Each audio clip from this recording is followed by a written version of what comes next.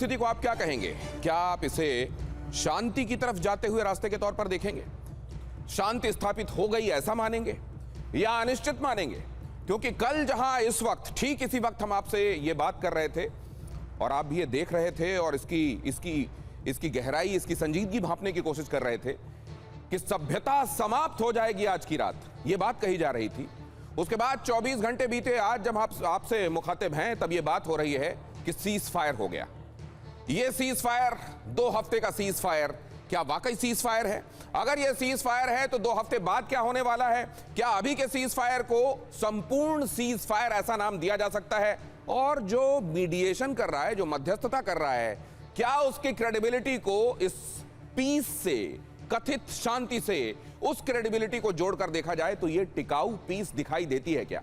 इस सब पर चर्चा होगी। क्या हुआ, क्या होने वाला है, आज इसको डिकोड करेंगे। लेकिन पहले ये खबरें देखिए जरा। लेबनान की राजधानी बेरूत में बड़ा हमला इजराइल ने की, ताबड़तोड़ एयर स्ट्राइक। इजरायली हमले में भीषण तबाही हुई है। स्ट्राइक के बाद इमारत में लगी आग। अब आप देखिए, यहां सीज फायर हुआ, लेकिन उस सीज फायर में लेबनान शामिल नहीं है। अब लेबनान में कौन है? हिजबुल्लाह है। हिजबुल्लाह कौन है? ईरान का प्रॉक्सी है। हिजबुल्लाह पर हमले जारी हैं। तो क्या हिजबुल्लाह ये नहीं कहेगा कि मैं किसकी लड़ाई लड़ रहा हूं, मैं किसके लिए ये बम गोले झेल रहा हूं? क्या ईरान के लिए नहीं झेल रहा? और अगर ईरान के लिए झेल रहा हूं तो ईरान इसको शांति कैसे मान सकता है? क्या इसको पूरी तरह से सीज फायर का लागू होना माना जाएगा? और अगर ऐसा नहीं है तो क्या ईरान हिजबुल्लाह की हिमायत में, उसकी रक्षा के लिए अपने हमले, क्या लेबनान के में होने वाले हमलों के प्रतिरोध के तौर पर, प्रतिकार के तौर पर क्या इजराइल पर जारी रखेगा? वो ठीक है, वो भी कह देगा हम अमेरिकी बेसिस को निशाना नहीं बनाएंगे मिडिल ईस्ट में, लेकिन क्या वो उधर इजराइल पर हमला जारी रख सकता है? क्या बहुत जल्द हम इसको ऐसा होता हुआ देख सकते हैं? यहां पर लेबनान में होने वाले ये हमले और इजराइल का ये कहना कि ठीक है हम भी इस सीज फायर के पक्ष में हैं, लेकिन हिजबुल्लाह पर तो हम हमले जारी रखेंगे, इसको किस तरीके से देखा जाए, हमारे एक्सपर्ट्स इसको कैसा देखते हैं, ये हम चर्चा करेंगे। लेकिन अगली खबर देखिए, बेरूत में तबाही का एक और वीडियो देखिए। तबाही का एक और वीडियो। कुछ देर पहले बेरूत पर इजरायली स्ट्राइक हुई। लेबनान में इजराइल ने हमले तेज कर दिए। बेरूत, लेबनान में अलग अलग जगहें, खास तौर से दक्षिणी लेबनान, जिस तरीके से इजराइल हमले कर रहा है, ताबड़तोड़ हमले कर रहा है, विध्वंसक हमले कर रहा है। कई जगहों पर तो ये एक्सप्लोजन नहीं दिखाई दे रहा है, ऐसा लग रहा है कि पहले से वहां पर कोई विस्फोटक फिट कर दिया गया हो और फिर उसको डेटोनेट कर दिया गया हो। और इस तरीके से यहां पर होने वाले हमले क्या ये बता रहे हैं कि ये सीज फायर है? क्या सीज फायर इस तरह का होता है? और अगर ईरान ने ये कहा था कि जब तक संपूर्ण सीज फायर, संपूर्ण शांति की बात नहीं होती हम होर्मुज को नहीं खोलेंगे, तो क्या ये ईरान इसको पूर्ण शांति मान रहा है?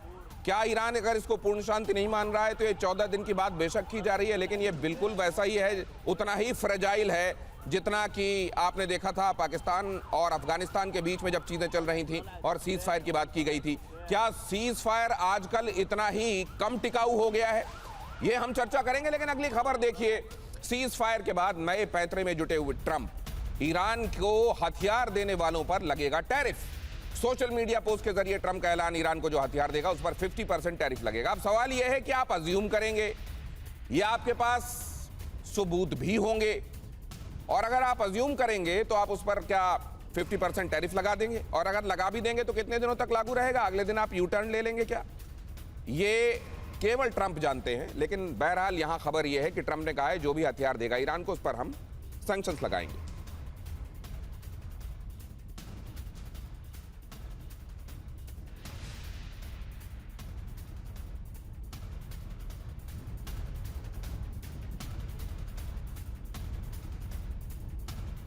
और लेबनान में आईडीएफ का ऑपरेशन रोरिंग लायन, हिजबुल्लाह के 100 ठिकानों पर एक साथ हमला। मतलब उधर रोरिंग लाइन चल रहा है, एपिक फ्यूरी बंद हो गया है। दोनों साथ में काम कर रहे थे, लाइन ने रोर करना छोड़ा नहीं। फ्यूरी फिलहाल कम दिखाई दे रही है, लेकिन ये एकदम थम गई है क्या और थमी रहेगी क्या? और ईरान भी खुद पर जब्त रखे रहेगा क्या? ये बड़े सवाल हैं। एक साथ हमला यहां बेरूत पर किया गया, बीका और दक्षिणी लेबनान में हमला हुआ। 10 मिनट के अंदर ऑपरेशन रोरिंग लायन यहां अपना काम अंजाम देता हुआ दिखाई दिया।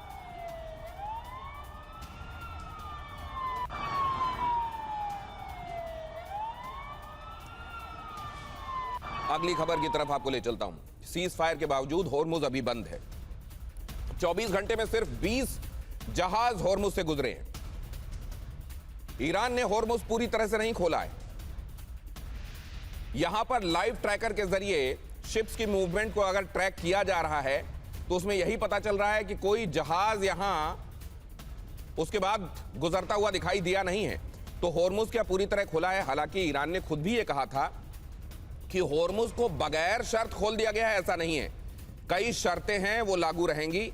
जो ईरान के रक्षा अधिकारी हैं उनके साथ कोऑर्डिनेशन में जिन जहाजों के लिए खोला जाएगा उसके लिए भी शर्तें रहेंगी। और ये बगैर शर्त पूरी तरह खुला हुआ है ऐसा बिल्कुल नहीं है। ईरान ने पहले ये स्पष्ट कर दिया था। अब अगली खबर देखिए। सीज फायर के बाद ईरान में बड़ा धमाका। ईरान की लवाना रिफाइनरी में विस्फोट से हड़कंप मचा।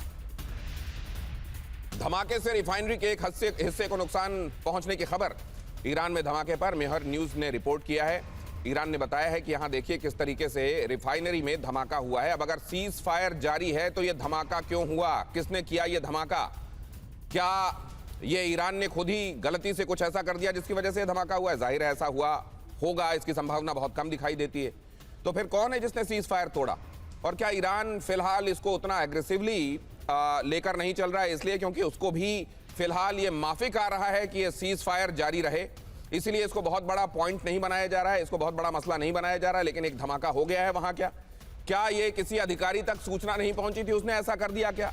क्यों हुआ ये धमाका? ये एक बहुत बड़ा सवाल है। ईरान में धमाके पर मेहर न्यूज ने रिपोर्ट किया है। यहां पर तस्वीरें आपके सामने हैं। अब जरा मेहमानों की तरफ चलते हैं। सीज फायर किस तरीके से देखा जा रहा है, इसकी उम्र कितनी मानी जा रही है? क्या ये सीज फायर एक तरीके से इसको नाम जरूर दिया जा रहा है लेकिन एक्चुअली ये ट्रंप का सरेंडर है क्या?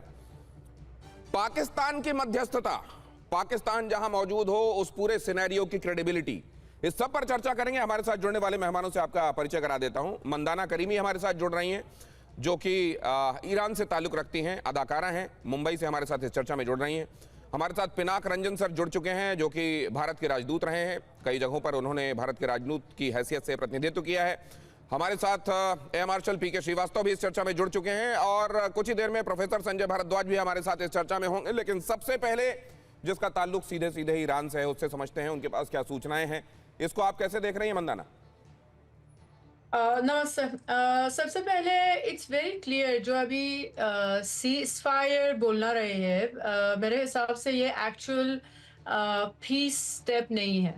There is no reason to take this ceasefire as a peace movement or the fact that the whole situation in Iran is under control. Or jab this looks like more like a strategic pause wrapped in a propaganda. And ceasefire का मतलब सिर्फ कुछ time के लिए firing रोक देना नहीं होता. Real ceasefire, it happens when the killing of the citizen is going to stop, which we know it hasn't, because the own officials of the regime, they announced yesterday and today that the executions are going to keep continuing. So first of all, this is my reaction towards the ceasefire. बहुत बड़ी बात आप कह रही हैं ma'am, और इसको मैं थोड़ा रिफ्रेज कर देता हूं। आपने जिसको स्ट्रेटेजिक पॉज कहा है, क्या उसको कॉन्स्पिरेसी नाम दिया जा सकता है? क्या उसे ये कहा जा सकता है कि ये सीज फायर की शक्ल में असल में एक साजिश रची जा रही है जिसमें खुद को रीस्ट्रेंथन करने का, रिप्लेनिश करने का, रीग्रुप करने का एक मौका ढूंढा जा रहा है, रीस्ट्रेटेजाइज करने का मौका ढूंढा जा रहा है और इसको सीज फायर का नाम दिया गया है? आपने एक्चुअली इसको इस तरीके से पोर्ट्रे किया है। बाकी मेहमानों का नजरिया इसमें क्या है? क्या ये सीज फायर है? क्या ये शांति फिलहाल के लिए ही सही, लेकिन ये शांति है क्या? या ये फिलहाल शांति भी नहीं है, ये कुछ वक्त लिया गया है सीज फायर के नाम पर अमेरिका की तरफ से, ये एक साजिश है, ईरान इसको ऐसे देखेगा? पीके श्रीवास्तव सर। बिल्कुल सही कह रहे हैं। देखिए, ईरान का जो नजरिया होगा, पहले भी ईरान ने कहा था कि हम सीज फायर के पक्ष में नहीं है, हम नेगोशिएटेड पीस प्लान के पक्ष में हैं। तो ये नेगोशिएटेड पीस प्लान नहीं है, एजेंडा अभी दिया गया है और ट्रंप ने ये कहा है कि ये वर्केबल एजेंडा है।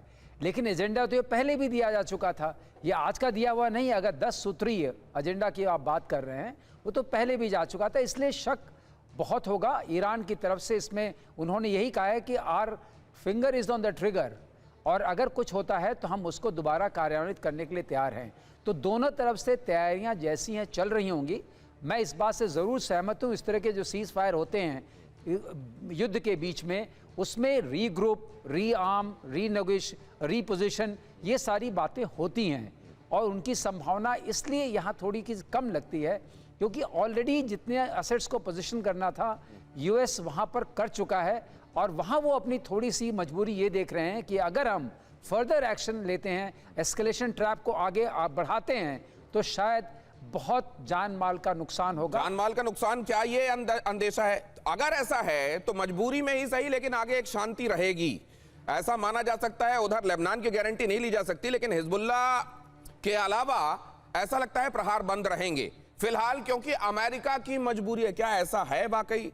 ट्रंप का क्या वाकई अब इस समय गिरती हुई रेटिंग से अमेरिका में चारों तरफ से, और यह भी कहा जा रहा है कि 85 सांसदों ने कल वो एक पूरी सभ्यता को नष्ट करने वाली बात जब उन्होंने कही, 85 उनके मेंबर ऑफ पार्लियामेंट, उन्होंने इंपीचमेंट के संदर्भ में पत्र लिख दिया था। क्या वो तमाम दबाव अब काम करेंगे? अनचाहे ही सही, लेकिन फिलहाल एक लंबे वक्त तक पीस प्रिवेल करेगी, या फिर पाकिस्तान जहां होता है, पाकिस्तान ब्रोकर्ड पीस नहीं हो सकती, पाकिस्तान ब्रोकर्ड कोई कॉन्स्पिरेसी हो सकती है? संजय भारद्वाज, आप कैसे देख रहे हैं?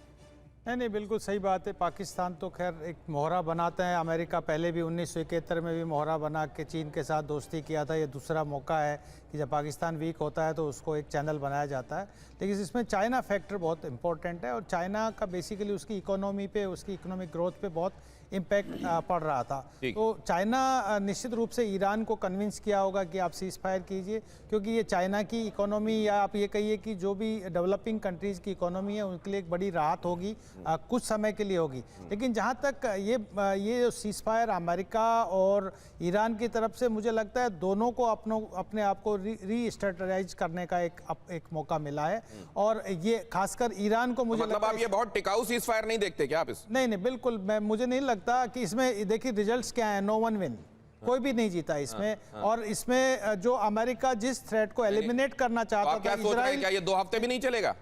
जो थ्रेट को एलिमिनेट करना चाह रहा था America, Israel, Saudi Arabia, UAE, चार एक तरफ खड़े थे। आप ये चारों का, इनका कोई टारगेट अचीव नहीं हुआ। और दूसरा ये भी देखिए कि अमेरिका को दो जगह, सर ये आप कह रहे हैं ना, लेकिन ट्रंप क्या कह रहे हैं? ट्रंप ये कह रहे हैं हमने ज्यादातर गोल अचीव कर लिए, बल्कि जो गोल अचीव करने थे उससे ज्यादा हमने अचीव कर लिया। और रात को कुछ और बोल रहे थे, सुबह उन्होंने सीज फायर कर दिया। नहीं, लेकिन फिलहाल ये बोल रहे हैं। लेकिन दो चीजें साफ है। देखिए, अमेरिका की जो अपनी ट्रंप की छवि घर में एकदम ध्वस्त हो गई है, और अमेरिका की छवि दुनिया में ध्वस्त हो गई है। और आज मिडिल ईस्ट में, अमेरिका जानता है मिडिल ईस्ट में भी फाड़ है कि कुछ एक खेमा है जो युद्ध को कंटिन्यू करना चाहता था। एक हिस्सा आपने बता दिया, आपके पास दोबारा आ रहा हूं। ये मैं जरा इसको पिनाक रंजन चक्रवर्ती साहब से भी समझना चाह रहा हूं।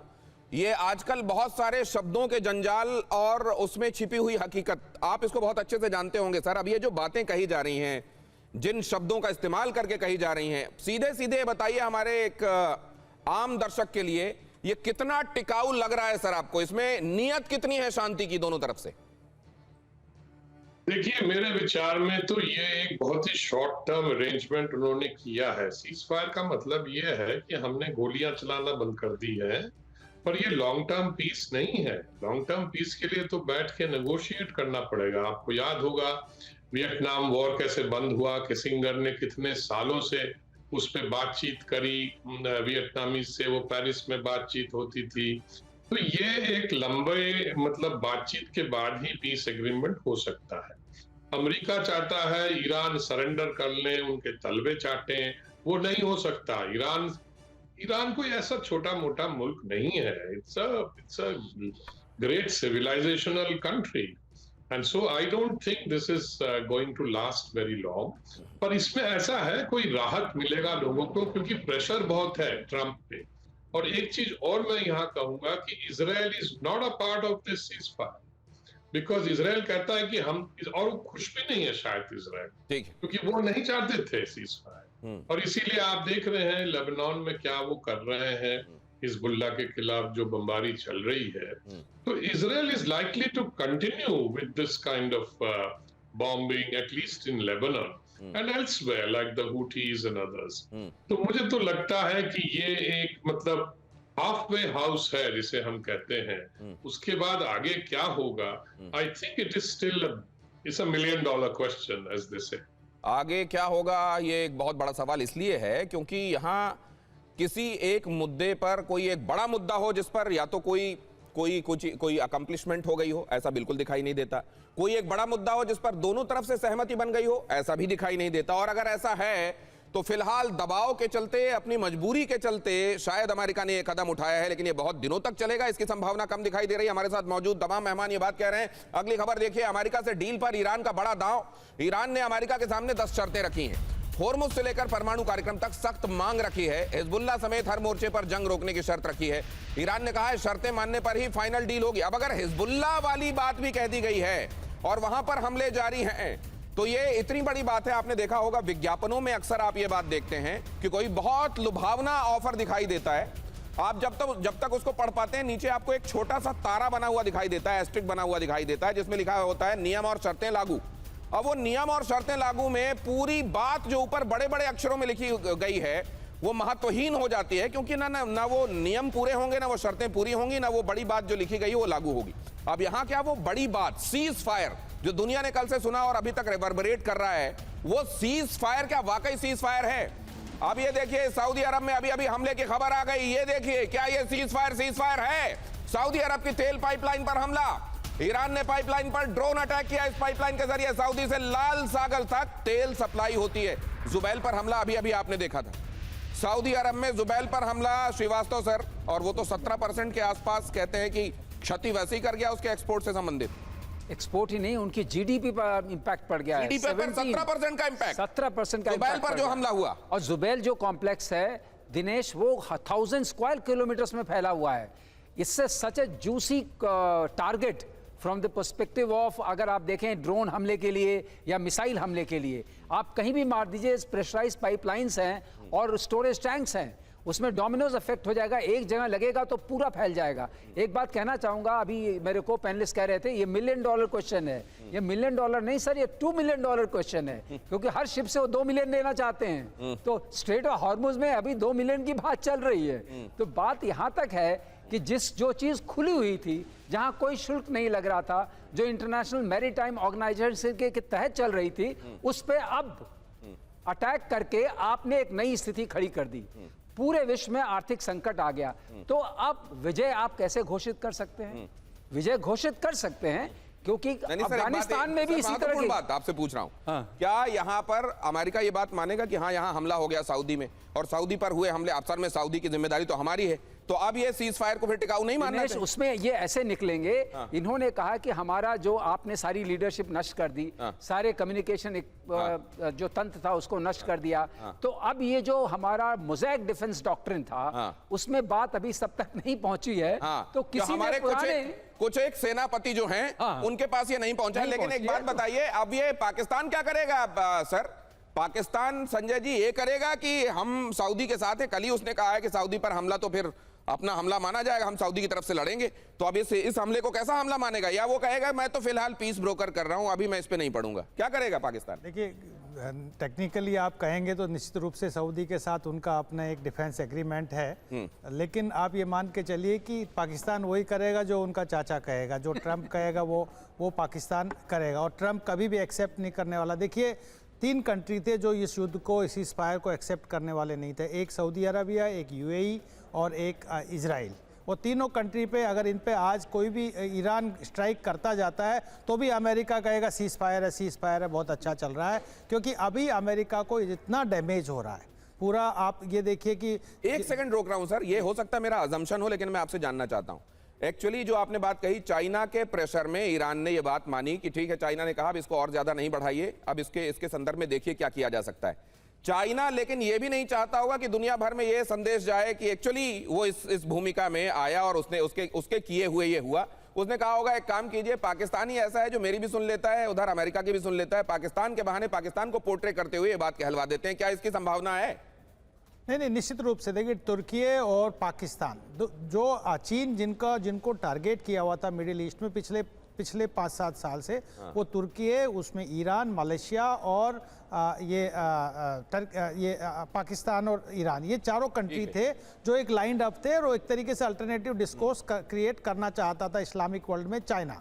तो ये बात मान के चलिए कि आज पाकिस्तान सर, एक बड़ी अहम खबर आ रही है, माफ कीजिए आपको बीच में रोक रहा हूं। ईरान की सुप्रीम नेशनल सिक्योरिटी काउंसिल का यह दावा है कि हमारी शर्तों के आगे अमेरिका झुका है। अमेरिका ने 10 शर्तों वाला ईरानी प्रस्ताव मान लिया। काउंसिल ने कहा 2 हफ्ते के सीज फायर को ईरान ने ऐतिहासिक जीत बताया है। होर्मुज स्ट्रेट पर ईरान का बना रहेगा कंट्रोल। मंदाना करीमी, आपको अपने घर से क्या कुछ एक फीडबैक मिल रहा है क्या? वहां से ईरान में आपकी बात हो पा रही है और वो इसको ईरान की फिलहाल ही सही लेकिन ईरान की जीत के तौर पर देख रहे हैं या अमेरिका की चाल के तौर पर देख रहे हैं? सुनिए, मैं और सब इरानियंस जो अंदर है और जो बाहर है, we are very grateful to Mister Trump with everything that he has done for us for past month and half, because in our wildest dream we would not imagine Khamenei would have been dead. And not only Khamenei, the Navy system, IRGC, Sepah, PSIG, a lot of people have been killed because of Trump, okay? Getting back to the ceasefire and what people are saying inside, I just had a call actually today, and this person नहीं, said, तो क्या we are very Mandanna आप ये upset. कह रही हैं? Sorry, मैं आपको हिंदी में, क्योंकि हाँ जी। मेरे दर्शक हिंदी में हैं, आप थोड़ा बहुत बोल लेती हैं हिंदी, उतना हमारे दर्शकों को समझने के लिए काफी है। मैं ये जानना चाहता हूं कि क्या आप करंट डिस्पेंसेशन वहां IRGC और पूरा डिस्पेंसेशन, क्या आप लोग इसके समर्थन में नहीं है?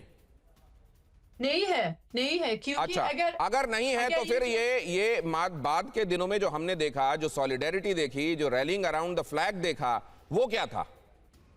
सुनिए, आप अगर इंटरनेट ब्लैकआउट करेंगे और है 92 मिलियन का बस 10% का पास इंटरनेट है और वो एक्चुअली बात कर सकती है लोगों से ईरान से बाहर से, ओके? तो that looks like a big number. तो एक बात और बताइए, एक बात मुझे ये बताइए कि क्या इस दौरान जो ट्रंप के बम गिर रहे थे, उन्होंने कहा था कि help is on the way, आपकी आजादी के लिए मदद रास्ते में है और आप अपनी आजादी के लिए तैयार रहें।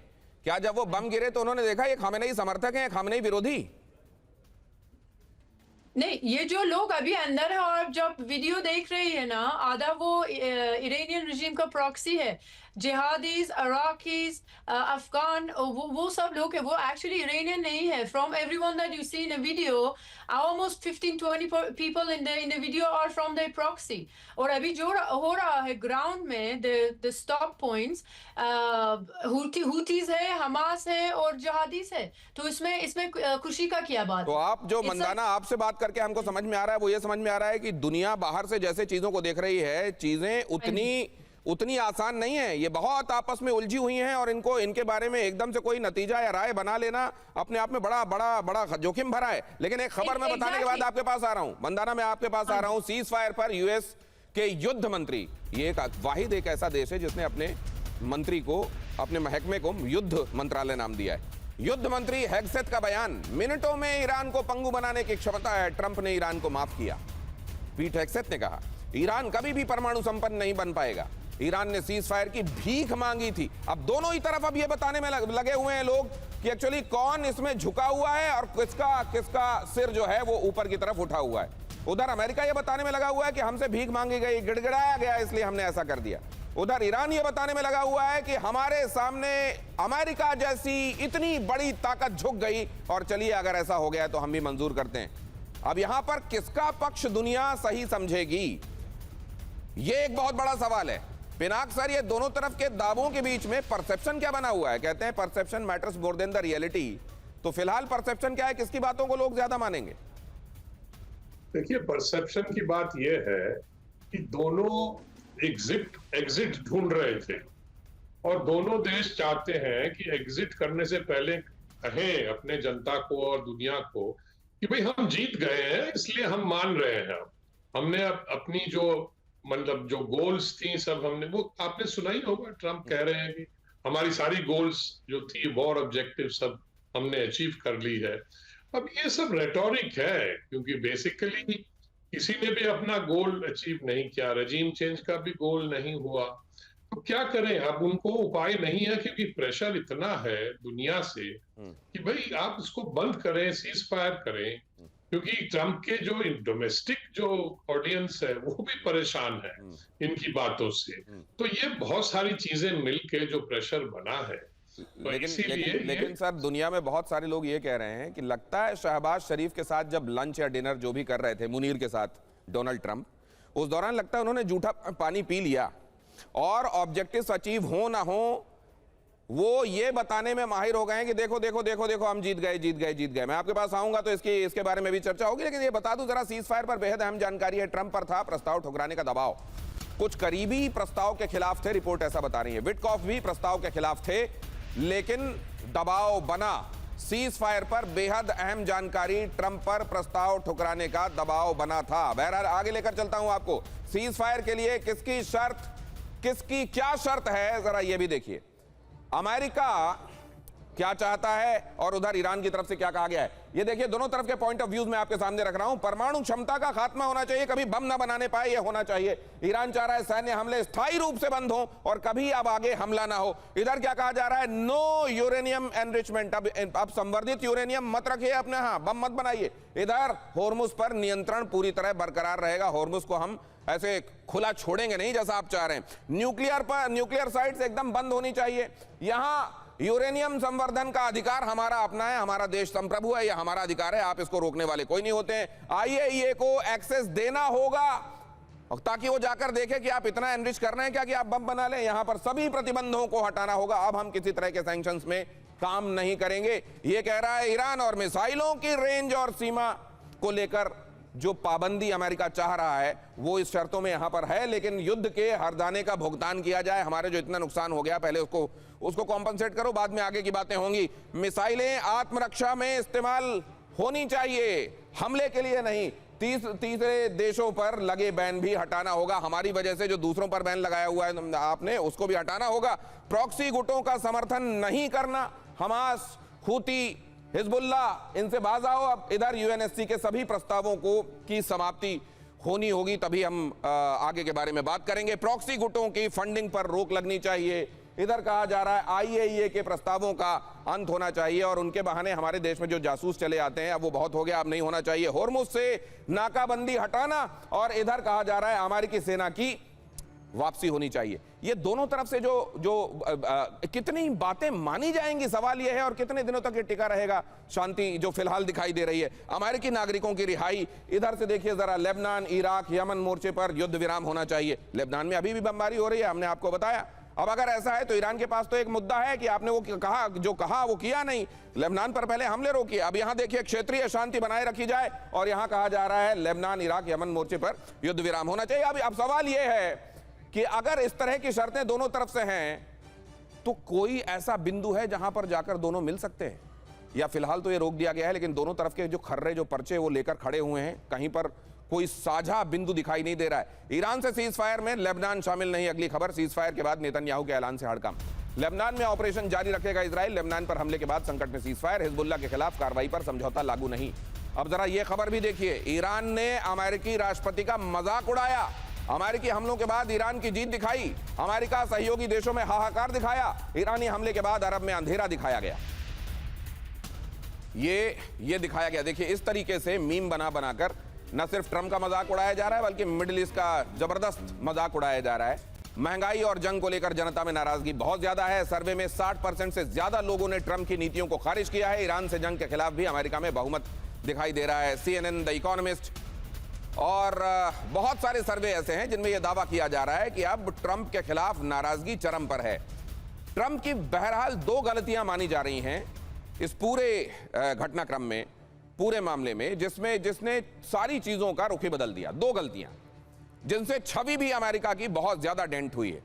अली खामनेई को मारा जाना और इस घटना ने पूरे ईरान को एकजुट कर दिया, ऐसा माना जा रहा है। और दूसरा यह माना जा रहा है कि सभ्यता मिटाने की धमकी देकर पूरी दुनिया को अपने खिलाफ कर लिया और यहां तक कि 85 सांसदों को इंपीचमेंट के संदर्भ वाली चिट्ठी लिखनी पड़ गई।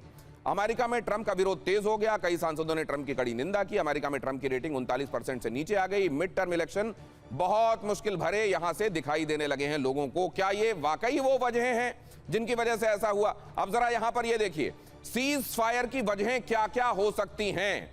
जो माना जा रहा है वो ये माना जा रहा है कि एक डिप्लोमेटिक और एक इज्जत वाली एग्जिट तलाश रहे थे ट्रंप और शायद उनको यही मौका यहां पर दिखाई दिया। लंबा युद्ध खिंचने से वो बचना चाह रहे थे। अप्रूवल रेटिंग्स की बड़ी चिंता हो रही थी उनको, महाभियोग का डर भी सता रहा था, पॉलिटिकल प्रेशर बढ़ता जा रहा था, मिड टर्म इलेक्शन की चिंता तो लगातार है ही, महंगाई पर भी उनका नियंत्रण खोता जा रहा था, इन्फ्लेशन जिस बेतहाशा तरीके से बढ़ता जा रहा था, यह भी ट्रंप के लिए एक बहुत बड़ी चुनौती थी। और ट्रंप जो ये जानते हैं, Trump always chickens out, taco, यहां पर वो क्या कह रहे थे और क्या अचीव हुआ, जरा बहुत जल्दी से वो भी देखिए। ईरान के लोगों को आजादी देंगे हम, help is on the way, ये तमाम बातें, ये हुआ क्या?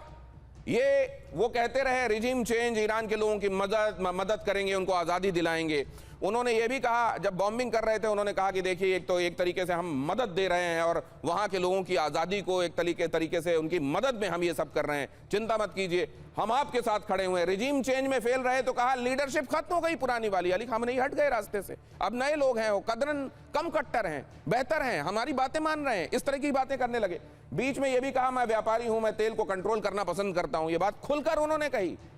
हॉर्मुज के संदर्भ में उन्होंने कहा कि अब इसका तो नाम ही बदल देंगे, फिर कहा स्ट्रेट ऑफ हॉर्मुज को स्ट्रेट ऑफ ट्रंप बोलेंगे हम, यहां तक वो चले गए। और बाद में उसके बाद ट्रंप ने कहा हॉर्मुज से अमेरिका ईरान दोनों को मिलकर रेवेन्यू की कमाई करनी चाहिए, हम भी रखेंगे और आयतुल्ला जो होंगे वो भी रखेंगे इसको। और फिर कहने लगे जिसे जरूरत हो वो जाकर स्ट्रेट खुलवा ले, हमको तो जरूरत है नहीं, हमारे पास तेल है, जिसको तेल की गरज पड़ी हो वो चला जाए, हॉर्मुज खुलवा ले, हमारा इससे क्या लेना देना।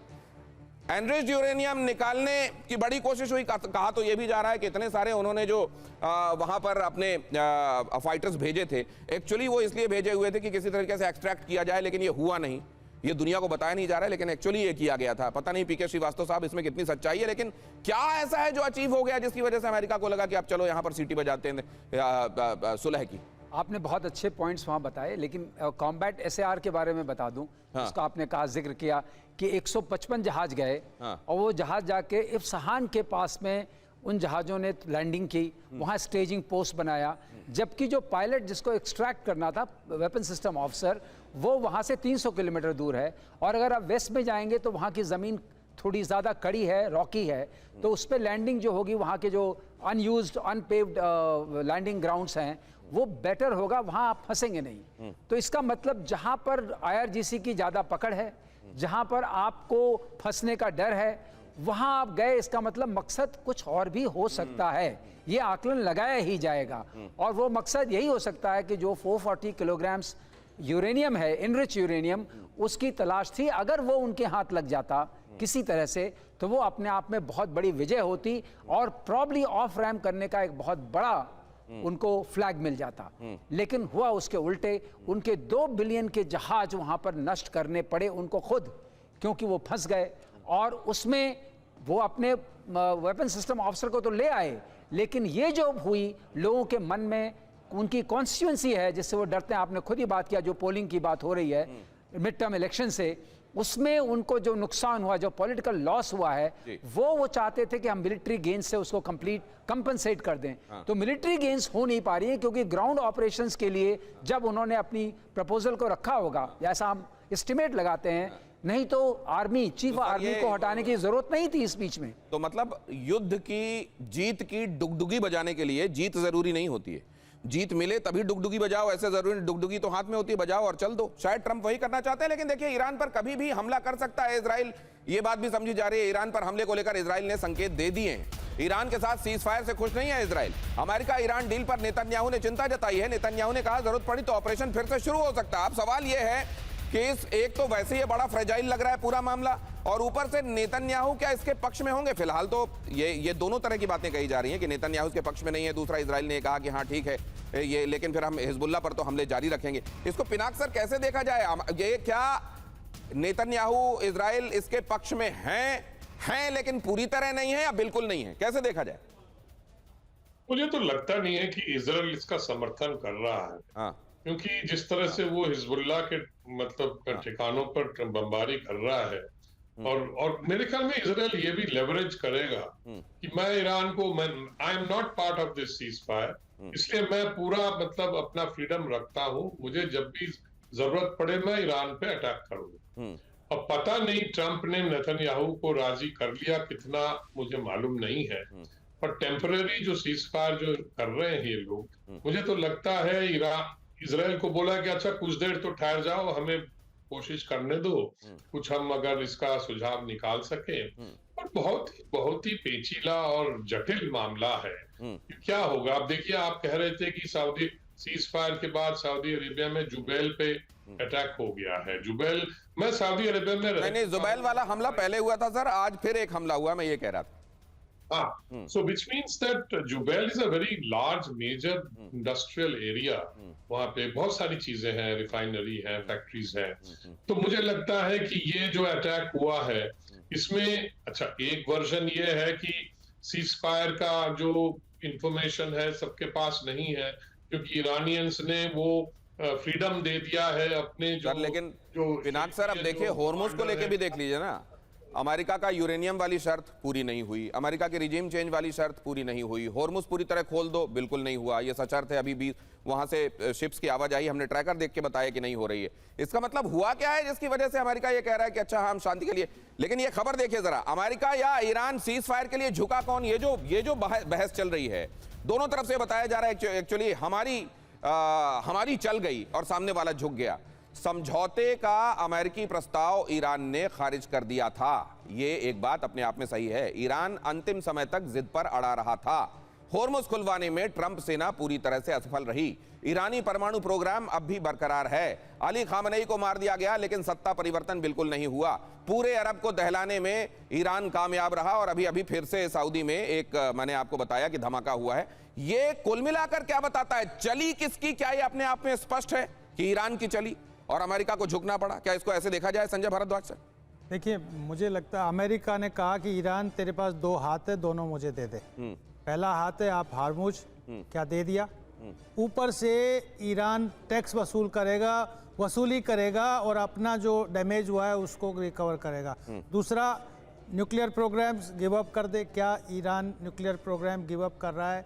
मुझे कोई उम्मीद नहीं लग रही। यहीं पर ट्रंप ने ये कहा कि हम सैंक्शंस हटा देंगे, यूएन पे सैंक्शंस हैं। तो साफ साफ दिख रहा है अगर कोई जीत रहा है तो ईरान जीत रहा है और अमेरिका को घुटने टेकने पड़े मिडिल ईस्ट में। ये और बहुत बड़ी बात आप कह रहे हैं, अमेरिका की नहीं चल रही, ईरान की चल रही है। और होर्मुज पर वसूली का ईरान का ऐलान देखिए खबर, होर्मुज में $1 पर बैरल शुल्क लेगा ईरान।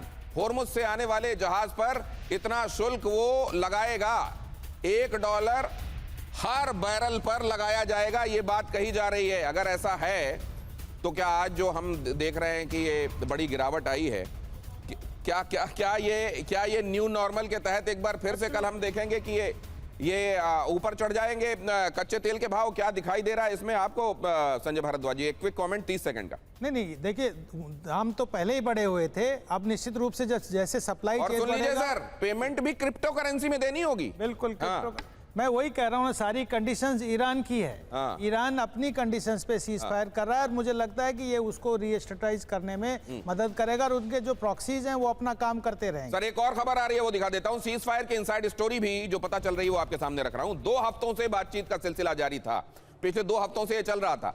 मिस्र, तुर्की, पाकिस्तान के जरिए ये कोशिशें चल रही थी। वेंस, विटकॉफ, कुशनर बातचीत में शामिल थे। विटकॉफ का ईरानी ऑफिसर से संपर्क हुआ। अब्बास अराक्ची भी वार्ताकारों में शामिल थे।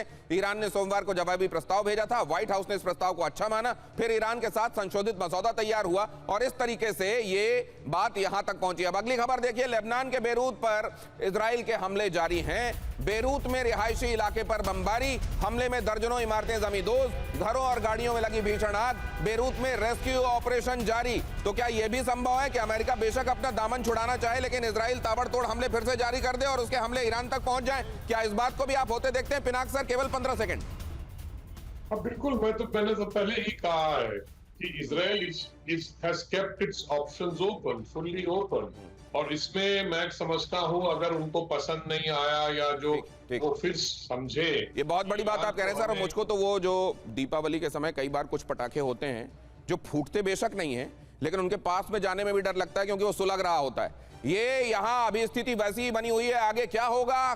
क्या ये 14 दिन भी चलेगा जो फिलहाल कहा जा रहा है 14 दिन की मियाद, क्या उतनी भी होगी? बहुत धन्यवाद करता हूं।